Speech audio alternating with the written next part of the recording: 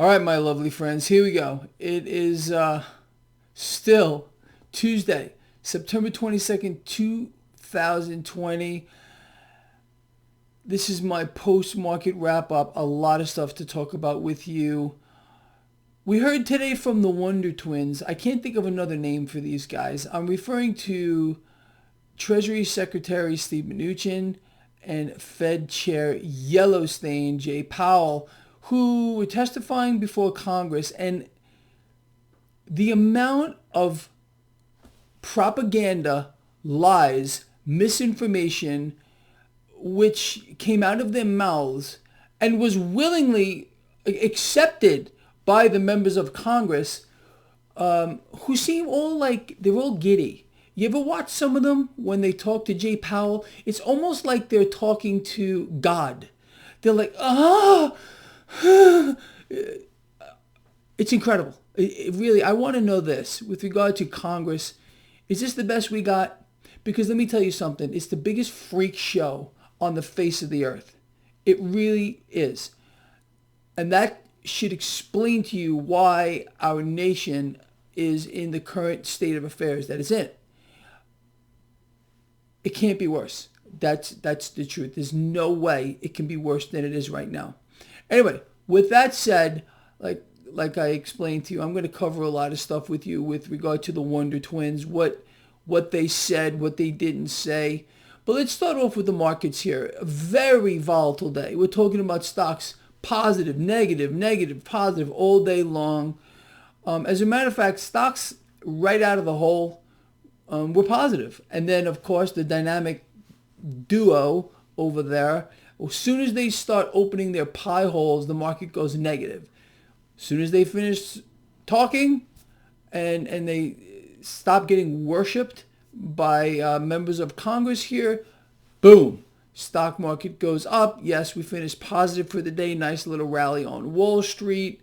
Okay, whatever. Let's talk about a few other things. Cryptocurrencies ended just about flat. Silver put on a little gain. Gold flat.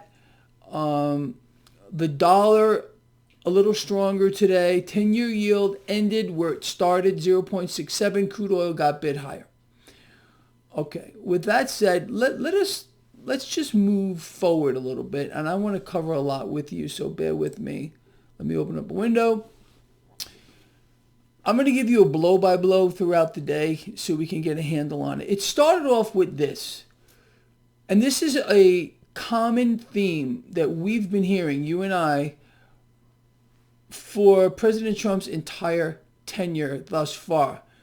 He's advocating yet again for a weaker dollar. A weaker dollar is great for the stock market. We all know that. A weaker dollar is great for multinational corporations who will reap big profits because of how the dollar is used in bilateral trade with these multinational corporations. So yes, stock market positive, absolutely. Would I like the dollar to be weaker? Sure, as a trader, bring it on, President Trump. But as an individual that lives here in the United States, I have yet to hear a syllable, not one syllable, out of the president's mouth about how the weaker dollar or a weaker dollar would help the American middle class, especially because we are in a depression. We are in a depression, all right? Regardless of what Larry Kudlow said today twice, we'll cover that in a little bit.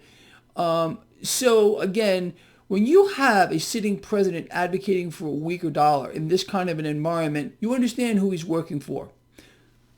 The stock market, the CEOs, the multinational corporations. Again, this is a merger between this new American fascist government and the corporations. With regard to the middle class, President Trump has yet to explain yet at all how a weaker dollar is going to help you, because you'll have to reach deeper in your pocket for everything. And with tens of millions of people out of work, and we're clearly in another credit bubble, how will that help? He won't tell you because it won't. Let's move forward a little bit.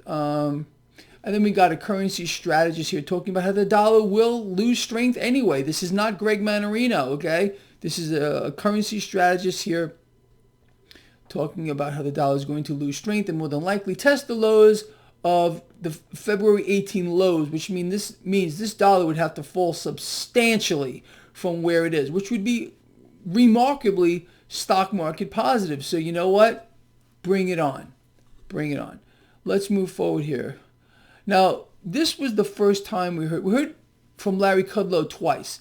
He's pushing the V-shaped recovery again narrative. We're in a strong V-shaped recovery. It's not just V-shaped. It's a strong one. We'll go back to that in a little bit. Now, again, if you notice, it's being completely brushed under the rug. I want to read this to you. So President Trump says he's going to announce the Supreme Court nominee pick on Saturday. Great. Fantastic. But when do you expect that the president is going to talk about the trillions of dollars which banks have misappropriated and the fact that North Korea is laundering money through U.S. banks? When do you think the president is going to talk about that? Anytime soon? Let's move forward. You know what? Let me read this to you. Would you consider trillions of dollars being misappropriated in illegal transactions by the banks and, of course, North Korea laundering money through U.S. banks? Is this a national security issue? He spent an awful lot of time on TikTok because that was a national security issue, making sure his friend Larry Ellison and the CEO of Walmart do just fine. I would say, if I had to weigh one against the other, that banks laundering money here in the United States from North Korea and trillions of dollars being misappropriated is a bigger national security threat, but the president won't tell you that because he can't do it. You understand? He must redirect you. You must be lied to on an epic scale. That's just the way it's going to go moving forward here. I already spoke about the Wonder Freaks, but we're going to talk about the Wonder Freaks a little bit more as we move forward. Now, look, keep your shirt on with this. I want to explain this to you from a stock market perspective, okay? Listen to this carefully. And this is me.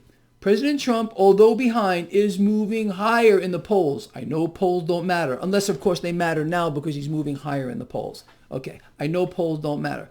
However, in my opinion, this is stock market negative. Why?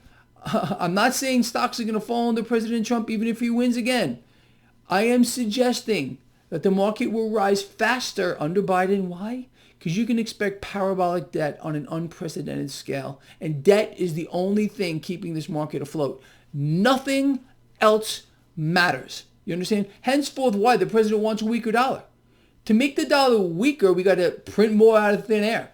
Oh, by the way, the president is selling $2 bills and is advising, this is the truth, I'm not making this up, Space Force $2 bills, and is advising patriots to go ahead and buy these $2 bills so we can make the Fed great again, too. You understand that? It's freaking nuts. It's freaking nuts. Now, this is epic. This was an admission by Powell. Powell said this today during his testimony. Quote, the Fed's lending facility is providing easy access to funds. Now, does that sound familiar? Because that's exactly what caused the last credit bubble and market meltdown prior to 2008. But you're not supposed to know that either. Let's move forward. I already explained to you, and this was covered yesterday, that for some reason here, American citizens are continuing to bury themselves in debt, and mortgage debt is hitting critical levels. Despite this, people are out there and they're still borrowing. Does that sound familiar to you? It should. Again, another credit bubble. Let's move forward here, people. This just is going to get even more lovely. Now here, 60% of Americans that were polled in this particular poll, I'm not even sure what it's from, say the economy is on the wrong track. That's 60%. So it looks like a lot of people are not falling for the super V recovery narrative lie from President Trump, nor the strong V from Kudlow. I guess they're growing a couple of brain cells. Proud patriots, be sure to buy that $2 Space Force bill. Yeah, that's President Trump. Now let's talk about the slip of the tongue here. Steve Mnuchin, slip of the tongue. Mnuchin admits on live TV saying this, and I caught a nice snapshot of it. The Fed has been key to this recovery. Really? Translation, there is no recovery and only epic debt issuance is keeping the stock market propped up. That's it. And here, I got a nice snapshot of it. If you want to see it, go to my Facebook page or feed or my Twitter as well, and you'll see that. Now, Powell is saying it's tough for the Federal Reserve to boost lending to smaller businesses. Now, I want you to keep that in mind. So, someone out here explained this to me because, again, I'm not so bright. Powell just said it's hard for the Federal Reserve to lend to U.S. small businesses. Keep in mind, the Federal Reserve is allowed to lend to whoever they want to. They could fund wars all over the world. They could fund drug cartels if they want to, terrorism, anything. But according to Powell, it's hard for the Fed to lend to U.S. small businesses. Meanwhile, the Federal Reserve is backdoor bailing out mega corporations via buying their debt. Again, explain this to me. Keep it very simple so I can understand that. Let's move forward here. Now, translate this one for me because I can't even figure it out. So Powell, Yellowstone, this is a quote. The economy has picked up, but more stimulus is needed. The economy has picked up, but more stimulus is needed. Can someone also please explain that to me as if I were a young child or a golden retriever? That would really help me out. Now, here's Larry Kudlow again. Interestingly enough, because we just heard again in one paragraph, Powell, the economy has picked up, but more stimulus is needed. Now, Kudlow comes out and says the economy does not need more stimulus for this V recovery to continue. Oh yeah. The man has fried his Kudlow brain. It's unbelievable. It really, really is. People, like I always say to you, if you tried to, you could not make this stuff up. You couldn't do it, any of it. But the truth is stranger than fiction in this environment.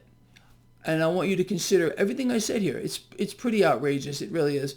All right, so anyway, look, I think I hit on all the important points here. I covered the dynamic duo, human stains of Mnuchin here and Powell. I mean, you got to be kidding me. And our Congress, our Congress, we really can't do any better than this. I guess that's what we have earned here as American people. I guess so. What can I tell you?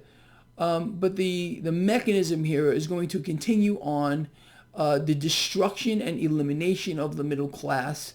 The Fed is telling you it's hard to lend to U.S. small businesses, but they're going to bail out those mega corporations, Dow components, by buying their debt. That's simple. That's simple to do. Oh, yeah. Don't you know that?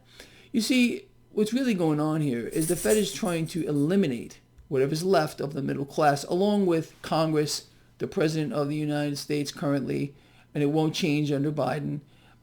This is a move into a new system, a new paradigm, feudal system, extreme haves, extreme have-nots. That's the way it's playing out right before your eyes, so wake up.